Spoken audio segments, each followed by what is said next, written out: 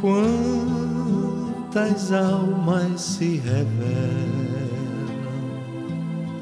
no caminho que se segue, quanta alegria em tantos lábios que pedem.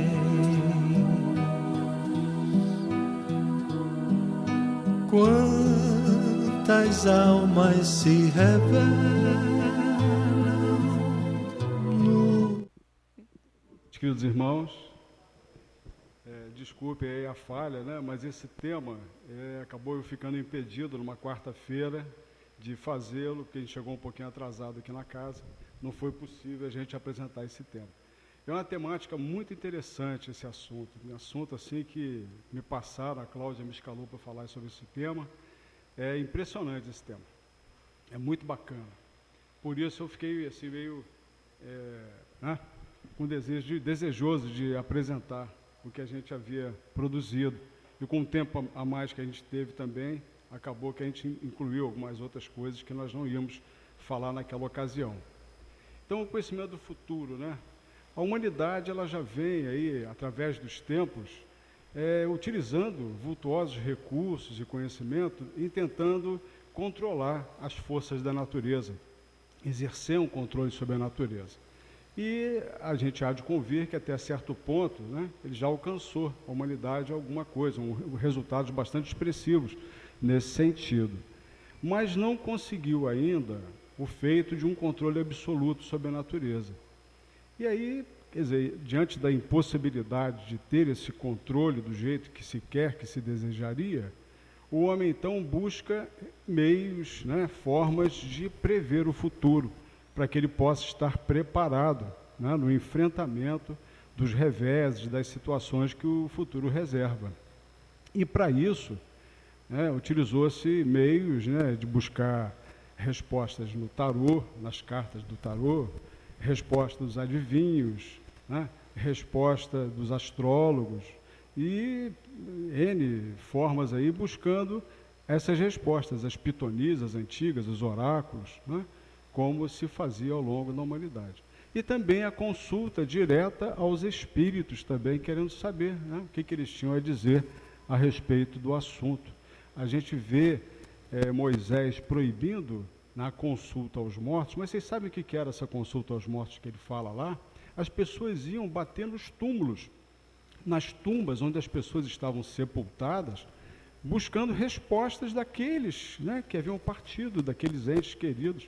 É isso que significa essa proibição dele, que era uma coisa realmente absurda, e sobretudo porque a gente sabe que essas consultas destrambelhadas feitas aos espíritos resultam muitas vezes em galhofa, em respostas que os espíritos estão sendo perguntados, e vai dar uma resposta, e dá qualquer resposta, né, e a pessoa vai se orientar por uma orientação completamente furada, que não tem nada a ver. Então a gente precisa ver, com relação ao conhecimento do futuro, esse estudo está baseado no Livro dos Espíritos e na Gênese, no capítulo 18. Vamos passar aqui que a gente tem de início um resumo rápido, breve, das questões de 868 a 870 do Livro dos Espíritos. Kardec fala assim para a gente: em princípio, o futuro deve ser ocultado ao homem. Não é senão em casos raros e excepcionais que Deus permite a sua revelação. Então, quer dizer, não é uma coisa comum a revelação do futuro, né? A gente ter esse conhecimento do futuro. Não é uma coisa corriqueira. Se o homem conhecesse o futuro, negligenciaria o presente e não agiria com a mesma liberdade, porque seria dominado pelo pensamento que, se uma coisa deve chegar, não há com que dela se preocupar, ou bem procuraria entravá-la. Está até errado ali, entravá-la, né? Então, quer dizer, se a gente soubesse do futuro, tivesse uma coisa boa para acontecer, eu só ia ficar na minha, né? Beleza, estou esperando pintar a coisa legal. Mas, de repente, se não fosse tão bom, eu, de repente, iria tentar interferir de alguma forma para que aquilo não acontecesse. Ia tentar obstar aquilo. Deus não quis que assim fosse. a fim de que cada um concorresse para o cumprimento das coisas, mesmo daquelas às quais gostaria de se opor. Ou seja, o Pai soberano, ele não se opõe, é um poder tão grande que nós temos, que nem Deus interfere, é o nosso livre-arbítrio, o nosso direito de escolha, é a nossa perspectiva de criar, né? Nós criamos com aquilo que a gente escolhe, com aquilo que a gente se empenha, né? Então, essa é a nossa criação, esse é o nosso resultado, que a gente sabe vai nos impor glória ou vai nos impor, de repente, um problema que a gente vai ter que retratar depois. Deus permite a revelação do futuro quando esse conhecimento prévio deva facilitar o cumprimento de uma coisa, em lugar de entravá-la, aqui está certo, entravá-la, né? Conduzindo a agir de outro modo ao que se teria feito sem isso. Então, Deus quer o nosso bem. Então, muitas vezes a revelação do futuro, para aquele que vive a sua vida na prática do bem, é para que ele possa fazer um bem melhor ainda, não é? A revelação do futuro, se eu sei que vai acontecer, de repente uma situação na minha cidade, talvez um grande problema, uma situação muito séria, sei lá, um maremoto, Deus me livre, maremoto, mora na beira da praia, né? É meio complicado. Mas vamos ver, digamos assim, algum acidente, alguma coisa séria, que a gente possa estar pronto também a colaborar, a contribuir de alguma forma, né? A gente sabe que aquilo vai acontecer, então está mais ou menos preparado, a gente vai ter uma preparação em termos de fazer melhor ainda aquilo que a gente poderia fazer naquele momento que acontecesse aquele problema. E aí ele finaliza, entrando aqui, a gente vai finalizar entrando na teoria da presciência. A teoria da presciência, ela está lá na Gênese. Kardec faz uma abordagem, ele teoriza sobre como é que acontece essa questão da presciência, essa questão aí do conhecimento do futuro. E aí ele coloca o seguinte aqui, de uma forma bem resumida que a gente está colocando. Quando são os encarnados que pressentem os acontecimentos do futuro, a teoria propõe que o fenômeno se dê durante a emancipação da alma, quando podem atuar livremente como espíritos. O que seria a emancipação, estados de emancipação da alma? Vamos falar de 3 estados especificamente, mas nós vamos estudar apenas um. Não vai haver tempo para estudar os demais nesse momento. Mas nós temos o sono, né? O sono é um certo estado de êxtase em que nós nos colocamos. E o que acontece com o sono? Quando nós dormimos, né? Vamos avançar, mais à frente a gente vai explicar isso, mas vamos falar, o sono, né? A dupla vista, né? São estados de emancipação da alma. E também o estado do transe sonambúlico, né? O êxtase sonambúlico também seria um estado de emancipação da alma. Quando podem atuar livremente como espíritos. Quer dizer, nesses estados de emancipação da alma, a gente está um tanto desligado do aparelho físico. Então, digamos, o nosso espírito, com o seu perispírito, com o nosso perispírito, ele tem uma certa liberdade parecida, semelhante quando o espírito está desencarnado, quando ele está fora do corpo, né? Ou graças à inspiração proveniente de um espírito, quer dizer, poderia ser também uma revelação dada por um espírito por algum outro meio, né, através de um processo de uma inspiração. Então pode ser em vigília, a gente está acordado, normal, e de repente vem alguma coisa, uma voz que fala, uma voz direta, uma materialização, teria N formas de um espírito, de repente, por inspiração, nos informar alguma coisa, em termos de uma presciência de algum fato, de algum evento. Então, como falamos, os sonhos e as premonições, né, e elas se dão muito nesse momento aí, em que nós estamos, o nosso corpo está descansando, né? Porque a finalidade justamente do sono é essa recuperação de energias do corpo, basicamente, e uma liberdade parcial para o espírito. Nosso espírito precisa diariamente desses momentos um pouco fora do corpo, até porque nós estamos em condições de entrar em relação com o plano espiritual, que é a nossa origem, né? Nós somos espíritos, cada um de nós é um espírito, e nós precisamos entrar em relação com o mundo espiritual até para poder nos valermos da recepção de energias, de fluidos espirituais, que na nossa condição de vigília, né, que a gente está no nosso dia a dia, não seria possível a gente estar absorvendo isso, a gente tendo essa condição desse atendimento, de ter essa relação com essas energias. Então ficaria complicado. Então seria libertar parcialmente o espírito. A gente está vendo ali a imagem, né, o corpo ali deitado, inerte, né, e o espírito em atividade, quer dizer, o espírito não dorme, né, essas 8, 7, 8 horas, para alguns até 9, né, mas 7, 10 horas também, meu Deus do céu, aí não era brincadeira não. Mas, então, são esses momentos que a gente tem essa liberdade parcial, o nosso espírito está semi-liberto do aparelho carnal e interage com o plano espiritual. E aí o que seria justamente o sonho? São essas lembranças, né? A emancipação e um outro desenho da emancipação da alma durante o sono, né, num processo gradativo até, e a gente vê ali um cordão interligando, né, azul. Aquele cordão azul ali, o que seria? Alguém sabe dizer?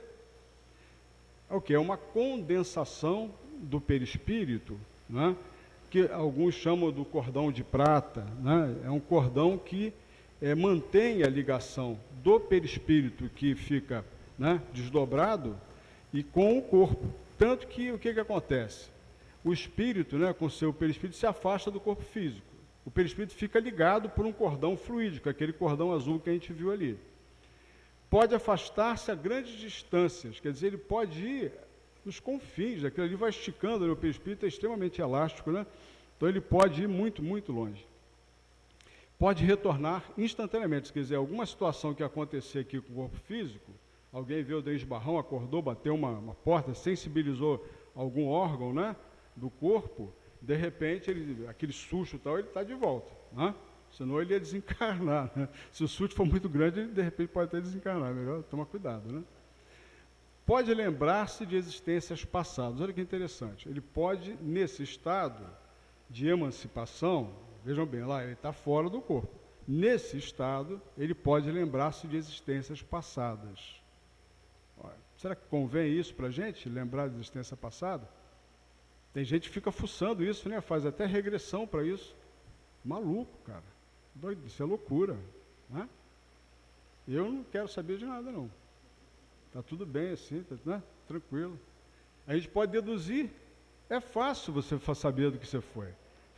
Começa a pensar o que passa na sua cabeça de vez em quando, né? Algumas ideias. Você vai fuçando para você ver só. Você vai descobrir rapidinho como é que a coisa funcionava, né? Como é que a banda tocava, né? E o que a gente está fazendo aqui agora, né? E a gente pode prever acontecimentos, né? A gente poderá prever acontecimentos também nesse estado aí de desdobramento. Quer dizer, as forças do nosso espírito, elas ficam meio que abafadas quando a gente reencarna. Então a gente na vigília, a gente não tem a mesma potencialidade que tem o espírito desencarnado e o espírito, digamos, nesse estado, né, liberto da carne. Nessa condição ele tem uma ampliada a sua capacidade de percepção de outras questões aí que estão ao nível do espírito, né? Então ele tem uma capacidade, uma sensibilidade muito mais ampliada. Aí, a vivência desse espírito durante o sono, será que para todo mundo é igual? Como é que é essa vivência? A gente vai ver que ela é variada, né? Os espíritos inferiores, eles, justamente porque são, digamos, mais materialistas, né? Os seus pendores são mais voltados às vezes até relação com os vícios, e tal, eles estão mais presos a essas questões de matéria, né? Da matéria, materialista, né? E eles acabam um pouco se afastando daquele efeito que nós vimos ali há pouco, né? Daquele desdobramento mais completo, eles já não se afastam tanto do corpo, estão muito ligados à questão corporal, material, né? Dão expansão às tendências inferiores, unem-se a espíritos encarnados e desencarnados, quer dizer, na espiritualidade, naquele estado ali, ele vai entrar em relação com outros espíritos encarnados e desencarnados da mesma faixa de pensamento, né? Que estão na mesma ideia, na mesma onda, né? Então eles estão ali sintonizados e vão ficar por ali. Aí tem os espíritos mais evoluídos, né? E esses mais evoluídos, eles vão para ambientes mais elevados. A gente vê alguns relatos de Chico, né? De alguns sonhos, alguns momentos assim que ele teve na espiritualidade, quando ele estava dormindo. Então ele nos fala justamente de ter ido a cidades espirituais, a locais, mas sempre acompanhado com um orientador, né? Às vezes ele até foi em locais assim, purgatoriais, lugares assim, locais de sofrimento, mas ele foi com uma finalidade, né? Aquilo teve uma utilidade, teve uma razão de ser, mas ele estava sempre acompanhado, ele estava sempre tendo um orientador ao lado dele, né? Instruem-se e trabalham junto a entidades superiores. E tem aquela coisinha ali bacana, ó, reencontrar amigos e parentes. Como é gostoso isso, né? Olha, uma experiência que eu tive com a minha mãe, de ter lembrado, de ter encontrado minha mãe, foi uma coisa maravilhosa. Foi uma vez só que aconteceu também, mas, né, foi muito bom. Rita fala que, de vez em quando, ela está do meu lado, né, Rita? Você não pode falar sempre? Agora está mais tranquilo, né? Está mais calma agora? Então tá bom. O sonho, né? Então, geralmente, né, ele é a lembrança daquilo que o espírito vivenciou durante o sono. Quer dizer, o que ele vivenciou durante o sono? Essa relação com esse meio espiritual que ele frequentou, que ele teve acesso. É o resultado da vivência do espírito no mundo espiritual. Então, novamente, o sonho, às vezes, assim, bem claro, bem lúcido, e às vezes meio fragmentário, às vezes ele vem meio maluco. Vamos ver isso aí também, né? Ele pode ser também, às vezes, apenas um processo fisiopsíquico, né? Retratando condições orgânicas. Às vezes o cara comeu uma buchada de bode, né? Um negócio assim meio pesado, uma feijoada de noite, assim, depois de umas 10 horas, é meio complicado, né? Então, alguns alimentos até podem provocar, né? Às vezes até doenças, às vezes a pessoa pode estar doente e tudo, e ter, às vezes, um sonho assim meio confuso, meio complicado. E às vezes também para revelar criações mentais do subconsciente. Eu tinha um sonho quando criança, que era uma coisa que não era bem um sonho, era um pesadelo, né? E curiosamente, esse negócio de criações mentais, eu abria a porta dos fundos da minha casa e tinha um pinguim desse tamanho, assim, de uma altura de 1,5 metro. Aquele bicho me apavorava, porque eu saía correndo igual um desesperado, acordava com aquele pinguim. Algumas vezes eu tenho sonho com aquele pinguim, cara. E depois ele é meio parecido com aquele pinguim do Batman, tem alguma coisa a ver que ele me assustou, cara. Aí a lembrança dos sonhos, né? Será que é comum para todo mundo? Todo mundo lembra aqui dos sonhos? É comum a gente lembrar dos sonhos? Eu conheço uma pessoa que lembra de tudo, é impressionante. Uma menina do meu trabalho lá. E ela tem alguns sonhos que, se ela sonhar com uma pessoa de uma determinada maneira, a pessoa vai morrer. Eu falei, não sonha comigo, não. Esquece, me esquece. Me erra, vê se me erra aí. Por que nem sempre recordamos os sonhos, né? Essa é uma pergunta lá do Livro dos Espíritos. Vamos ver o que vem aqui. O corpo físico, nós vamos falar sobre isso mais à frente, tá? Espero dar tempo aí, que tem alguns slides, a gente vai tentar abordar isso aí mais claramente, mais profundamente. O corpo físico é de matéria grosseira, o que dificulta o registro das impressões que o espírito recebeu através do perispírito. Vamos simplificar.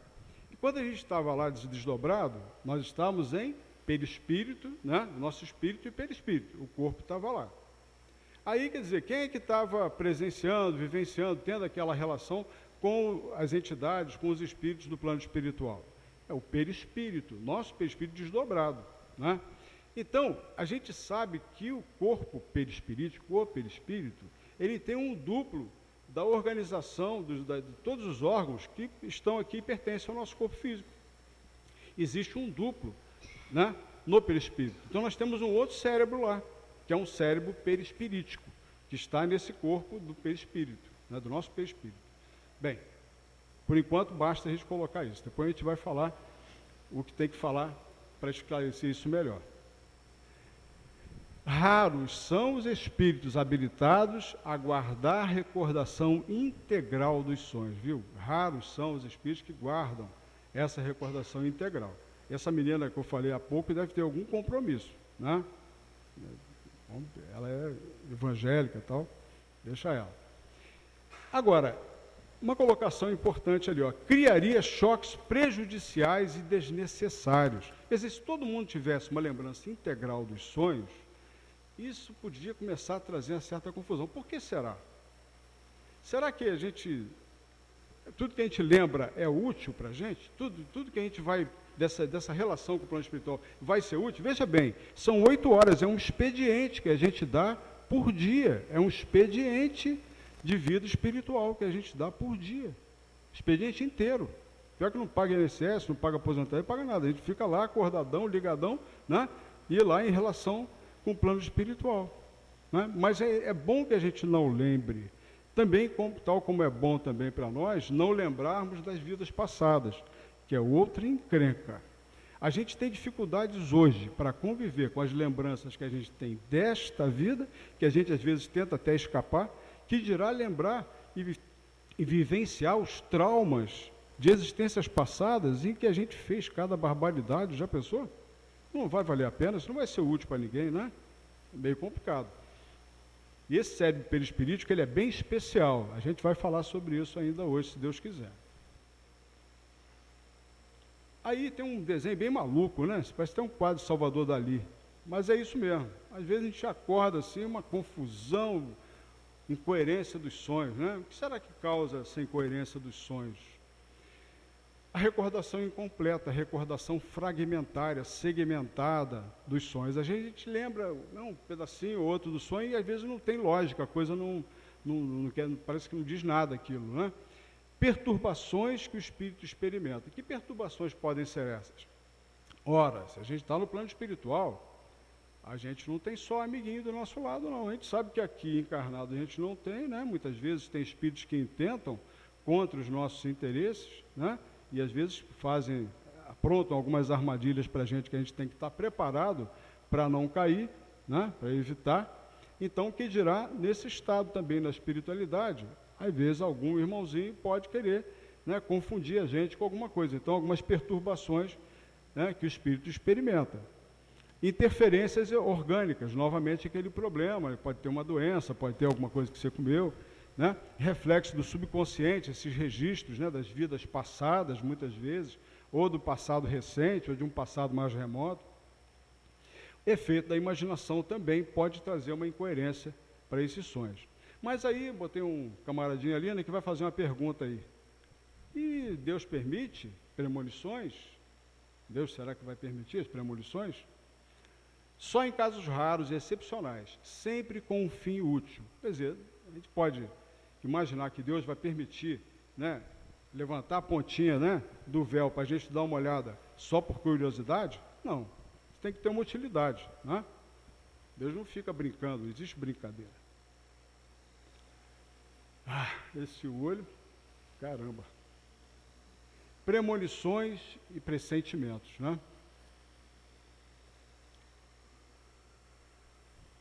Como é que deixa eu botar só a posição aqui.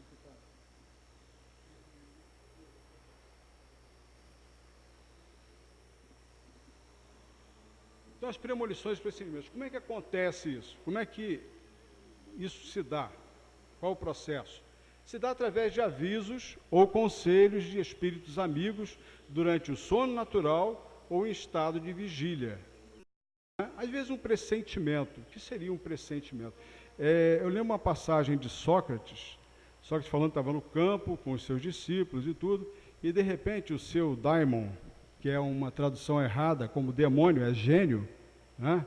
O seu gênio, quer dizer, o seu espírito protetor, daimon, né? Lhe dá um toque.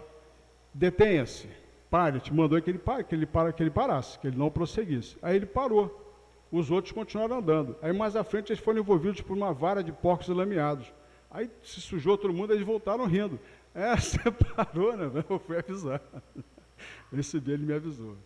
Ele me avisou, eu parei, vocês não pararam junto comigo, vocês estavam comigo. Vocês resolveram seguir, dançaram, né? Muito bem. Então, às vezes, um aviso, um conselho de espíritos amigos durante o sono natural em estado de vigília. A gente tem o nosso espírito protetor, né? Existem os protetores individuais, que o espírito protetor, aquele que volta e meia ele dá um toquezinho. A gente não ouve muito não, né? E às vezes ele se aborrece até um pouco com a gente. Se aborrece não, que ele não vai se aborrecer. Mas ele vai tomar um café lá na esquina, porque a gente faz tanta besteira, né? E ele não vai ficar de ouvido aqui, ouvindo a gente falar as nossas asneiras. E aí, de segundo, a liberdade do espírito, motivada pelo sono, poderá nos fazer lembrar de fatos programados para se realizarem no futuro próximo. Vejam bem, a gente reencarna, todos nós, invariavelmente, com um plano reencarnatório. O que é o plano reencarnatório? Será que é um plano, é um mapa que está traçado, então minha vida vai ser assim, que eu vou fazer isso, que eu vou ser engenheiro, e que eu vou conseguir um emprego em Cabo Frio, e que... Será que é assim? Não, não é. Porque se fosse assim, a gente ia cair no estava escrito, aquele maktub árabe, né? E não é um maktub, não estava escrito, não é determinado, porque nós temos o nosso livre-arbítrio que pode alterar o curso dessas coisas. A gente reencarna para fazer o bem. Todos nós, invariavelmente, estamos planejados para o bem. O problema é que alguns tomam caminhos diversos, se desviam desse objetivo, desse caminho.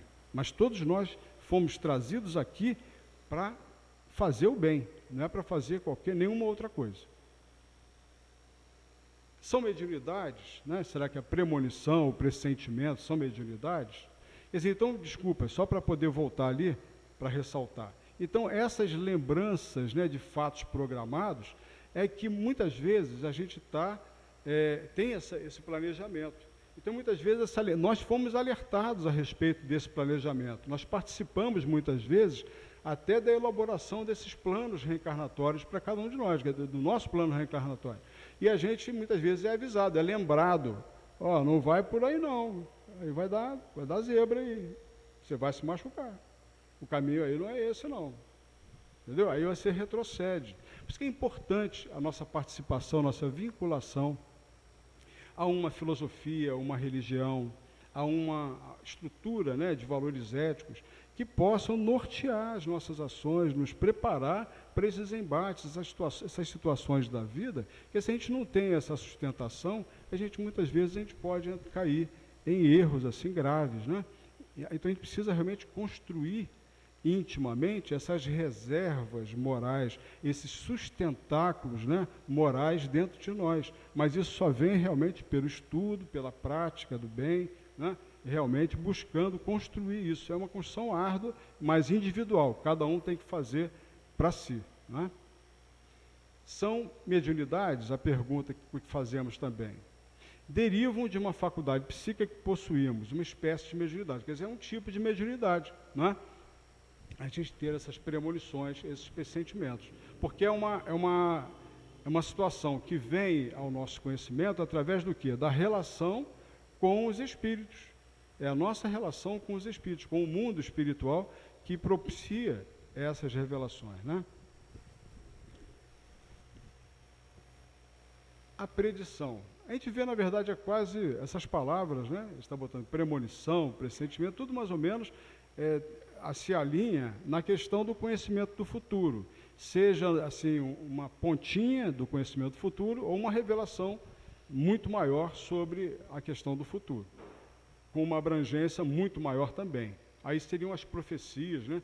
Teria num nível mais elevado.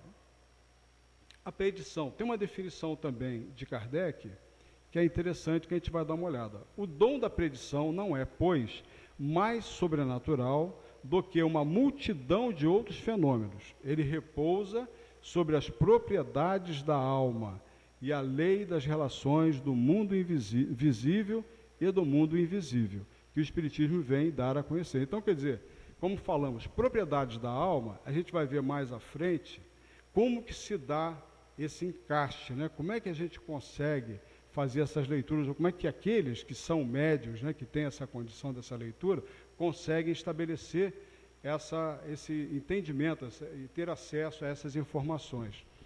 E as leis das relações do mundo visível com o mundo invisível. O Espiritismo vem estudando, né, desde a sua fundação, desde que ele surgiu, a revelação espírita, a ciência espírita busca estudar esses fenômenos com profundidade, né? Que a gente possa compreendê-los com mais profundidade. O ruim é que hoje a casa espírita, aí é uma crítica até para a casa espírita, em geral, né, do movimento espírita, muitas vezes se afastou muito desses objetivos de pesquisa. São pouquíssimas as instituições espíritas no Brasil que estudam realmente, profundamente, com caráter científico, esses fenômenos, né, de modo digamos, a dar continuidade àquilo que Kardec começou, a questão da ciência espírita. Mas isso aí é uma outra conversa, né? A gente não pode sair desse foco, né? Perder esse foco. A pré-cognição, está vendo? A pré-cognição é uma palavra até que ela já foi cunhada por um estudioso, né, um biólogo americano, chamado J.B. Heine, né? John Banks Heine. O Heine, ele foi um pesquisador, ele, a esposa dele, e um outro, não me lembro agora, um outro pesquisador americano também, que eles fizeram alguns testes. Mas vamos ver primeiro o que é precognição. A precognição, né, do latim precognito, mais o sufixo são. Conhecer antes, forma de percepção extrasensorial, conhecimento de um evento futuro, que não pode ser inferido logicamente. Profecia, predição, previsão. Veja bem, que não pode ser inferido logicamente. O Heine, ele fez alguns testes, né? Ele foi o fundador, até a imagem dele aqui, ele foi o fundador, o pai da psicologia, da parapsicologia. Ele foi considerado pai da parapsicologia. Foi ele até que cunhou essa palavra, parapsicologia, junto com um outro cientista também da época dele, eles que cunharam esse título aí para essa nova ciência que se apresentava. E ele fez alguns testes com algumas pessoas, né? Ele criou um baralho de cartas, que é o baralho de cartas Zener. Aí não sei por que ele botou esse nome, mas é um baralho que tem uns símbolos, né? Tem uma bola, triângulo, quadrado, tem uns símbolos nesse baralho. Foi ele que criou isso. Aí ele botou as pessoas para tentarem adivinhar qual era a carta que ele estava virando, né, que ele ia virar. E ele notou que tinha muitos erros. A pessoa errava pra caramba, entendeu? Tinha muitos erros. Mas aí ele começou a estudar a carta que o cara dizia, comparando com a carta que tinha saído antes e a carta que tinha saído depois, né? Aí o acerto subiu para 53%. Quer dizer, o acerto espantou, né? Aí ele percebeu essa questão da pré-cognição, né? Que ele conseguia falar a carta que vinha, era uma forma assim de ver, enxergar o futuro, né? Que ele deu esse nome de pré-cognição. Então, quer dizer, cientificamente, isso começou a ser comprovado e é estudado até hoje. Só que a parapsicologia, ela entra numa linha que às vezes se afasta do espiritismo. A gente vê até alguns parapsicólogos que parece que são materialistas. Tem o Quevedo, eu acho que não pode nem falar o Quevedo, aquele pai do Oscar Quevedo, como parapsicólogo, mas, né? Vamos seguir então com a nossa teoria da pré-ciência, em que Kardec coloca essa seguinte questão: como é possível o conhecimento do futuro? Não existem coisas futuras, dizem, elas ainda se encontram no nada. Como, pois, se há de saber que se darão? Olha que bacana isso aqui, né? Não existem coisas futuras, né? Dizem. Elas ainda se encontram no nada, como, pois, se há de saber que se darão. A gente já tem assim, uma condição de abstrair para isso, fica mais fácil para a gente. Mas é como que o futuro, o nosso futuro, o futuro assim, no âmbito mais abrangente da nossa cidade, do nosso país, né?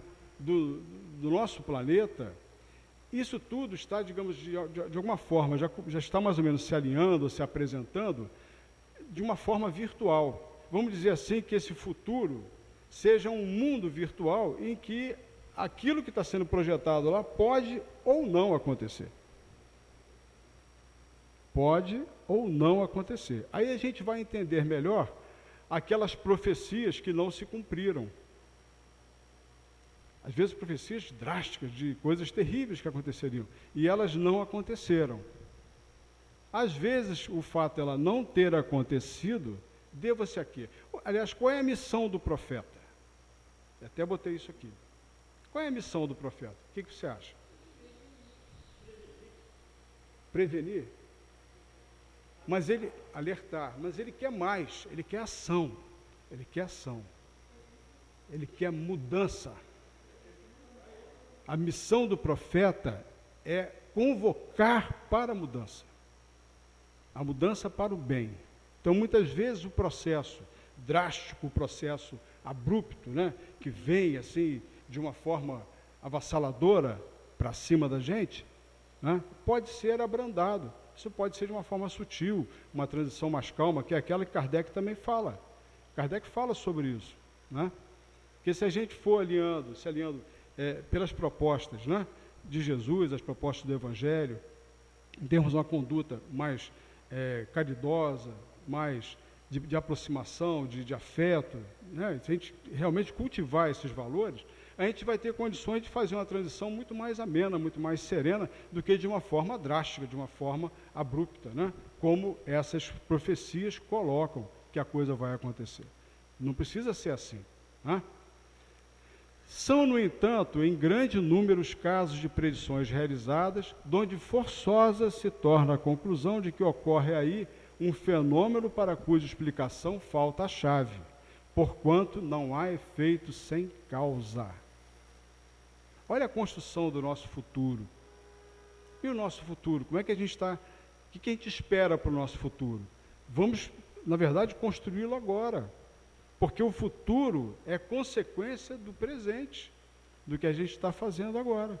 Então, se a gente se esforçar para fazer o melhor, a gente não precisa se preocupar com o futuro, nem querer saber do futuro, né, do que como vai ser o futuro. A gente sabe que ele vai estar nos desígnios de Deus, então a gente vai estar tranquilo nesse sentido, né? Os espíritos desmaterializados são como o homem da montanha. Isso aqui é interessante, essa colocação de Kardec, como é que ele explica isso, como é que fica assim, fantástica essa explicação, como que a gente consegue entender isso com bastante clareza. Os espíritos desmaterializados são como o homem da montanha. Vamos imaginar um homem lá no alto de uma montanha. Espaço e duração não existem para eles, mas a extensão e a penetração da vista são proporcionados à depuração deles e à elevação que alcançaram na hierarquia espiritual. Com relação aos espíritos inferiores, aqueles são quais homens munidos de possantes telescópios ao lado de outros que apenas dispõem dos olhos.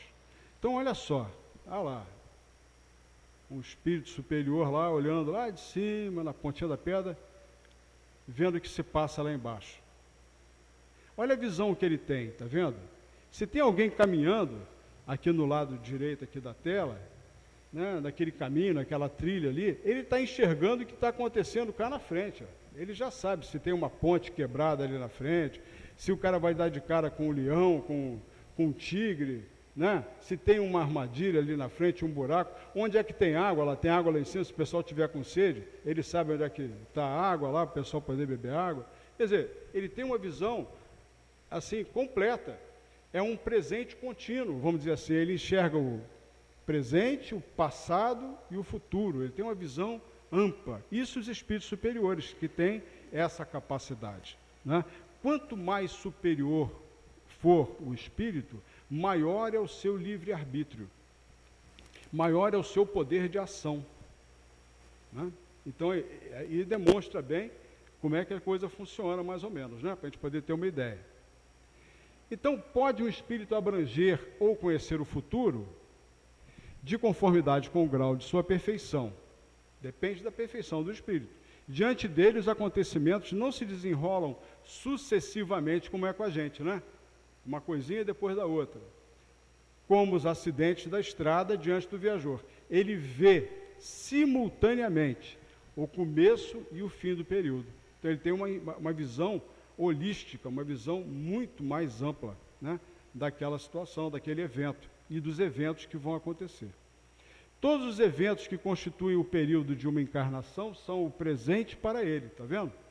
Então, poderia nos dizer com certeza que tal coisa vai acontecer em tal época, e porque esse acontecimento, ele o vê como o homem da montanha vê, o que espera o viajante no curso da viagem.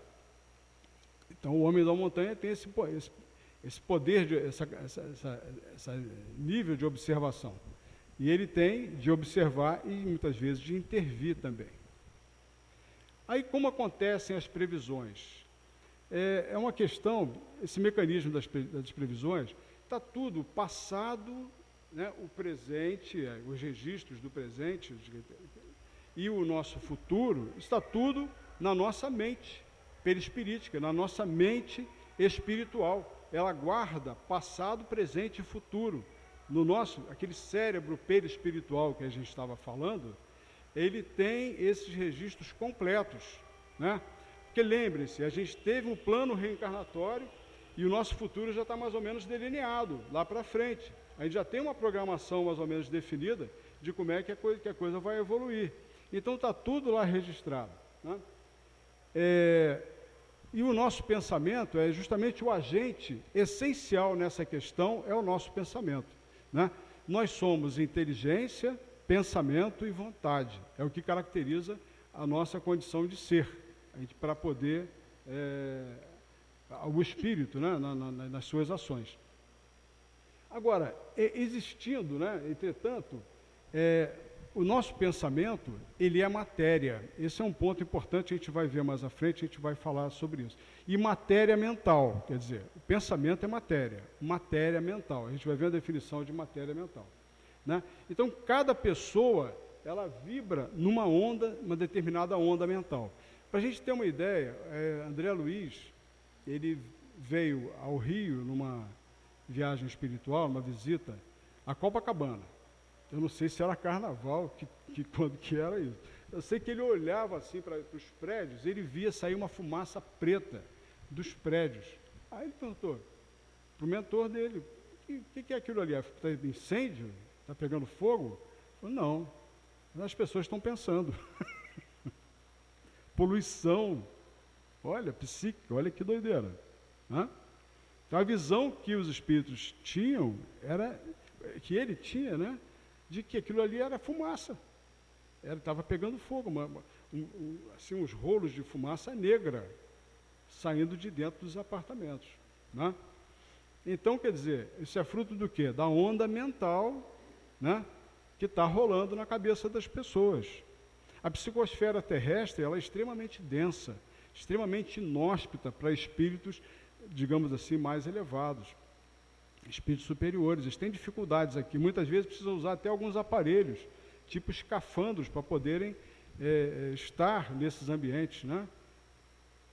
A coisa é difícil para eles.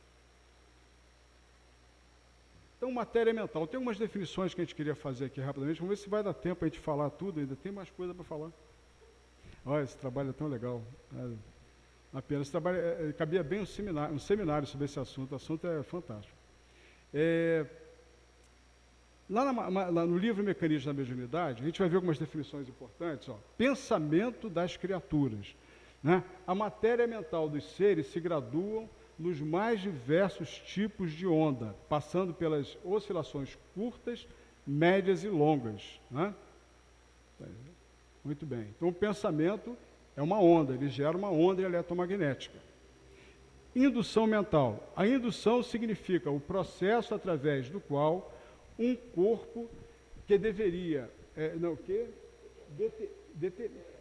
detenha propriedades eletromagnéticas, pode transmiti-las a outro corpo sem contato visível, né? No reino dos poderes mentais, a indução exprime processo idêntico. Quer dizer, aí a gente está vendo, a indução mental já é trocando as ondas, é a capacidade de você decodificar, de você transmitir e receber essas ondas, que nem um rádio.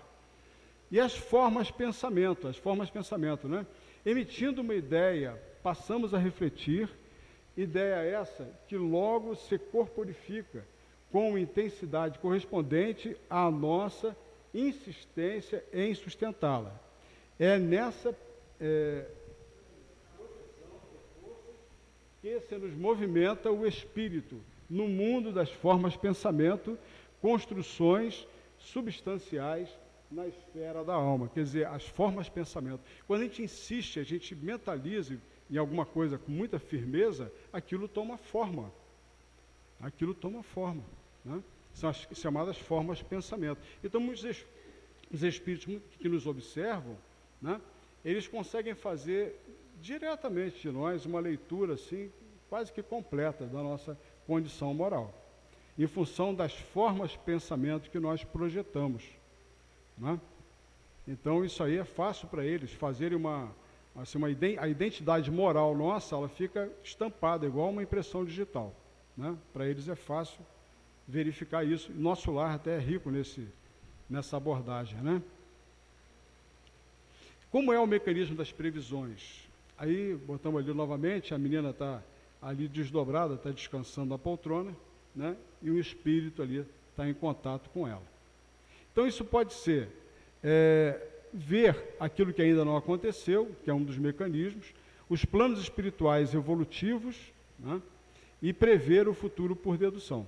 Quer dizer, a gente vai se deter naquele primeiro ali, porque senão não vai haver tempo para a gente falar tudo. Como falei, isso aqui demanda até talvez um seminário, esse assunto.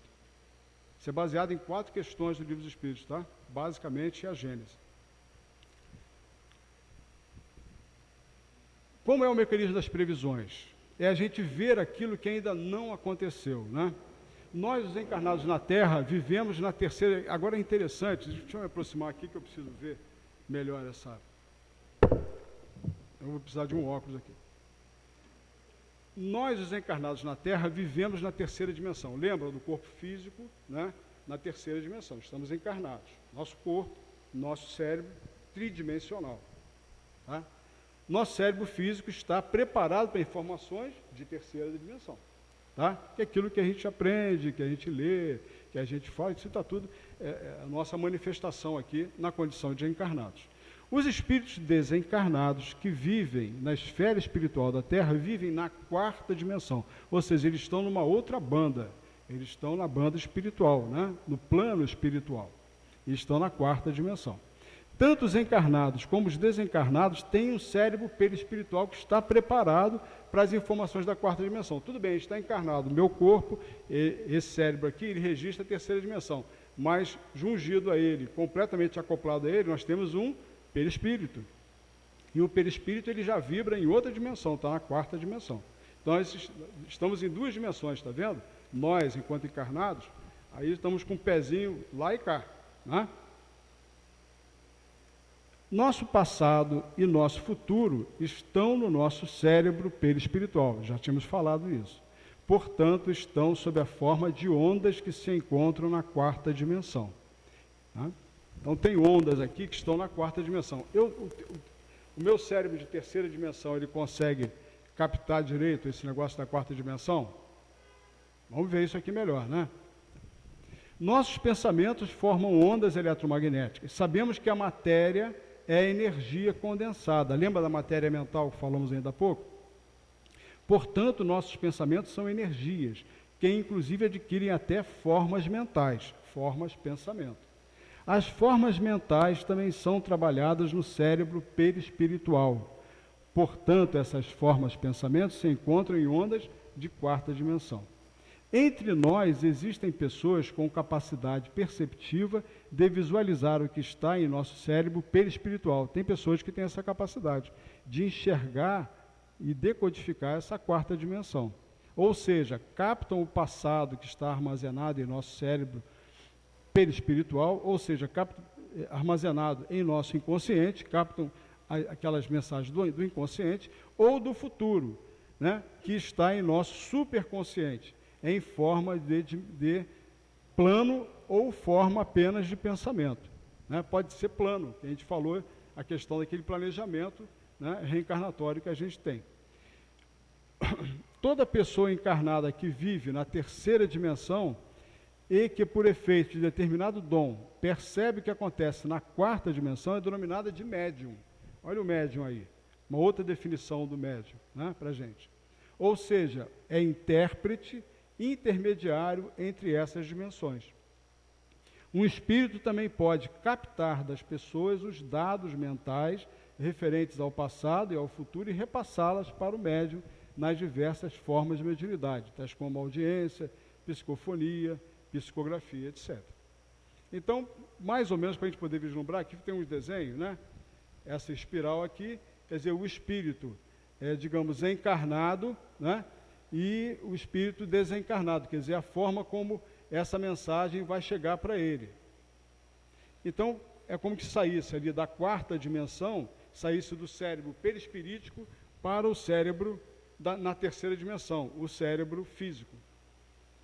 Aí a assistência de um espírito no processo também do sentimento, o espírito transmitindo a informação, né, para o cérebro perispirítico, que estão na mesma faixa de quarta dimensão, e o cérebro perispirítico passando para o cérebro do médium, né, lá na terceira dimensão.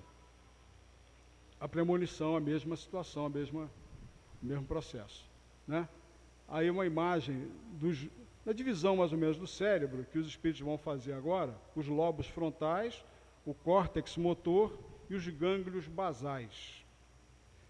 Aí a gente vai ver aqui, isso é do capítulo, No Mundo Maior, eu não me lembro o número do capítulo. No livro, No Mundo Maior, tem um capítulo intitulado A Casa Mental. Essa casa mental apresenta o seguinte, né? Diz para a gente que o cérebro nosso, nós temos ali, como já falamos, o presente, né? O passado recente, o presente remoto, o passado remoto e o futuro. Nós temos o consciente, o subconsciente, o inconsciente e o superconsciente.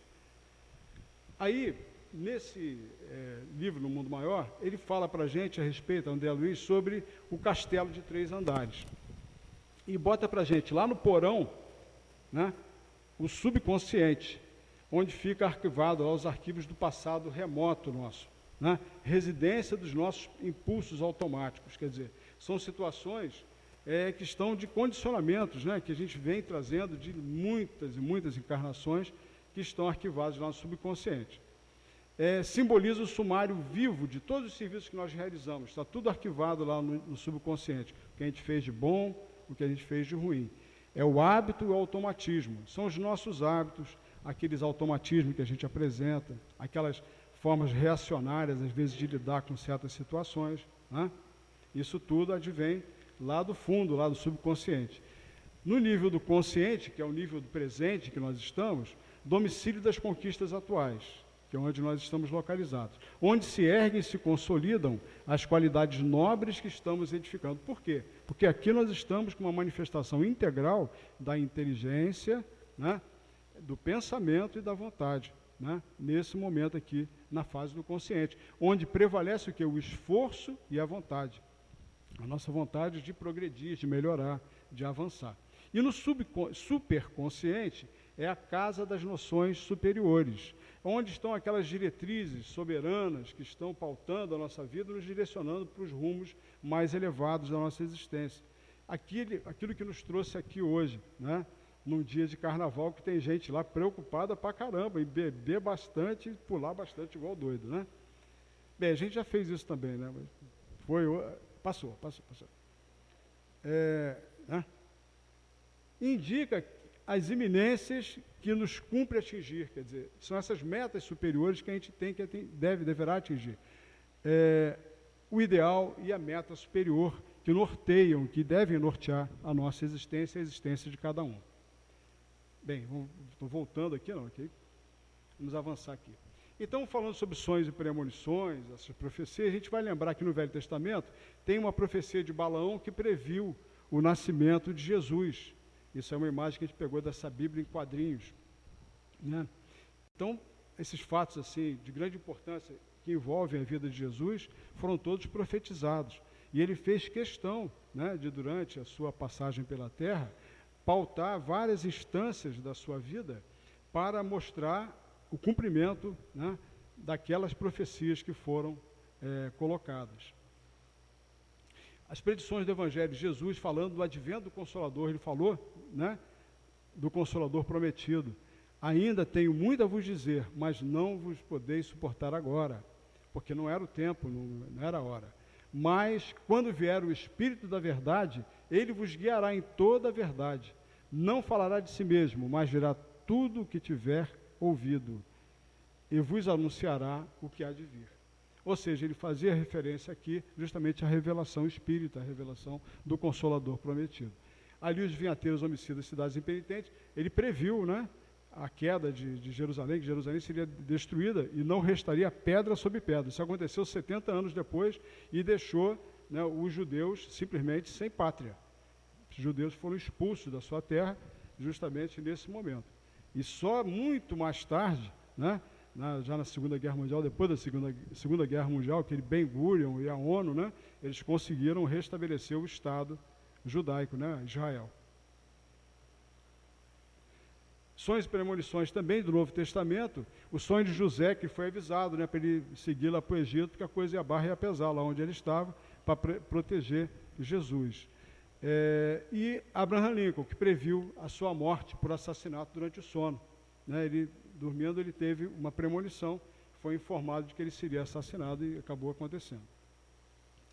Aí tem esse, né, Nostradamus, famoso, né, Michel de Notre Dame, ele viveu lá de 1503 a 1566. E as profecias de Nostradamus, ele escreveu, né, através das centúrias, né, as centúrias de Nostradamus, muita coisa ali não se cumpriu, né? Muita coisa que está colocada aí, mas tem alguns dados interessantes. Eu vi uma vez um filme, aparecia até ele falando sobre alguma coisa muito semelhante à Segunda Guerra Mundial, né? O helicóptero, parece que ele sentiu o vento, parecia um furacão, não sei o quê, que ele faz referência, assim, alguns registros que demonstram assim, algumas armas da Segunda Guerra Mundial. Então, é interessante, aí no caso do Nostradamus. Mas será que é para a gente ter medo? Ou será que isso tudo, a profecia, como nós falamos, os profetas, eles vêm para quê? Para convocar para a mudança, né? Digo as profecias sérias, né? Aquilo que realmente é significante, né? Convocar para a mudança, porque se a gente conseguir mudar antes, ela não precisa acontecer. Aquele desastre não precisa ocorrer, né? As visões de João, a mesma coisa também. Essas visões, né, de Nostradamus, João, foram momentos assim cósmicos da Terra de uma reavaliação, talvez, de um balanço de como é que estava a situação no nosso planeta. E aí vieram essas profecias através desses reveladores. Foram encarregados, né, missionários encarregados de transmitir essas mensagens da sua forma, à sua maneira, porque ele mesmo, né, tinha dificuldade até não tinha analogia, muita coisa que ele certamente ele viu, ele não conseguiu entender o que era direito. Aí fica meio sem proveito também algumas coisas, né? E lá trouxe convocar para a mudança, já falei isso 3 vezes com vocês. A teoria da presciência ainda, a humanidade contemporânea também conta seus profetas, né? Mas de um escritor, poeta, literato, historiador ou filósofo foram traçado em seus escritos a marcha futura de acontecimentos e cuja realização agora assistimos. Olha que interessante. Alguém já leu esse livro do George Orwell, 1984? Ele previu para 1984, isso aconteceu bem depois, né? Ele foi que criou aquela expressão Big Brother. E hoje nós vivemos num Big Brother. Tem câmera para tudo que é lado, né? Para todo lado tem câmera. Como é que é? O olho que tudo vê, né? O olho que tudo vê, que toma conta de tudo. Então, realmente, ele previu certas previsões muito interessantes. O Júlio Verne, né, com 20 mil léguas submarinas, viagem até a Lua, quer dizer, coisas que nem se imaginava, nem se supunha ser possível. A viagem submarina, com 20 mil léguas submarinas, uma coisa inadmissível na época dele. Quer dizer, um visionário realmente, né, antecipando as coisas. E aqui foi até um filme, né, não sei se alguém viu, Eu, Robô, do Isaac Asimov. O Isaac Asimov também falando sobre aquelas situações aí do futuro. Espero que não seja assim, do jeito que ele botou, né, que é meio complicado, né. E aí essa história é muito legal. 14 anos antes de ser lançado no mar, da viagem inaugural do Titanic, esse cara aqui, esse inglês, Morgan Robertson, ele escreveu um livro. O nome do livro está ali em inglês, Futility of the Wreck, or the Wreck of the Titan, né? Ele conta a história de um navio, tá, de nome Titã, que naufragou, bateu no iceberg, naufragou, matou um monte de gente porque não havia bote salva-vida. Vocês acreditam nisso? O livro, 14 anos antes, falava isso, o cara em inglês. Aí isso aí deve ter chegado ao conhecimento do pessoal lá, né? Só que o que eles falavam do Titanic, não se preocupem, o Titanic é insubmergível. Você bateram no peito? Não, esquece. Teve uma mulher também que viu o Titanic passando assim ao longo do horizonte, começou a passar mal. E ficou passando mal até acontecer o acidente. Ela começou a passar mal e ficou passando mal até que veio a notícia do acidente. É brincadeira. E tem mais, hein? Ó, o livro foi escrito, o acidente no livro aconteceu em abril. Foi em 14 de abril que bateu no iceberg, afundou no dia 15, foi de madrugada. O nome do capitão era o mesmo do livro, Schmidt. Poxa, essa é brincadeira isso aqui, né? É premonição com uma precisão absurda, né? Tá doido? Essa Amanda, né, é uma jovem americana, ela estava dormindo com o marido, de repente ela começou a ter um pesadelo, né? Um pesadelo temporal, não sei o que, barulho, não sei o que. E aí ela ouve um estrondo e vai lá no quarto para ver, tinha aberto a janela, aquele vendaval dentro do quarto e tal, e o filhinho dela dentro do berço, e ela chegou a olhar para o relógio, 4h35 da manhã. Aí ela acordou sobressaltada, aí o marido, o que foi? Não, eu só tive esse sonho assim, que, sei lá, que esse vendaval no nosso quarto, você estava comigo também? Ah, para com isso, mulher, está acontecendo nada a ver que o tempo está normal, está sem nuvem no céu, está tranquilo. Resultado, ela pegou a nenenzinha, que ela não é boba, mãe é mãe, né? Pegou a nenenzinha e botou lá na cama lá. Aí, com eles. 2 horas depois, começa um estrondo terrível que vem lá do quarto. O lustre do quarto tinha caído em cima do berço, quebrando o berço todo. Quer dizer, se o bebezinho tivesse ali, tinha morrido. Aí o marido parou de rir. Nessa ele agora não estava mais rindo, não. E eu digo assim, mais o relógio, tá? Quando aconteceu o fato, 4h35 da manhã, o relógio marcava, né? E tem outras profecias de John Fitzgerald Kennedy, uma mulher em Washington, ela previu tudo o que ia acontecer em Dallas, disse até a cidade onde ia acontecer, que ele ia ser morto, como que falou tudo. Aí, quer dizer, depois que acontece o fato, né? Aí ele vai desfilar em carro aberto. Aquilo ali, não sei, né? É meio estranho, aquela morte dele também é meio esquisito.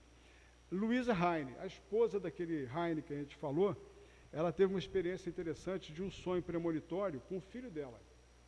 Ela sonhou que o filho dela ia ter algum problema no banheiro, ele tinha passado mal no banheiro. Aí ela passou a falar para ele, para que ele deixasse a porta aberta. Não feche a porta, não tranca a porta.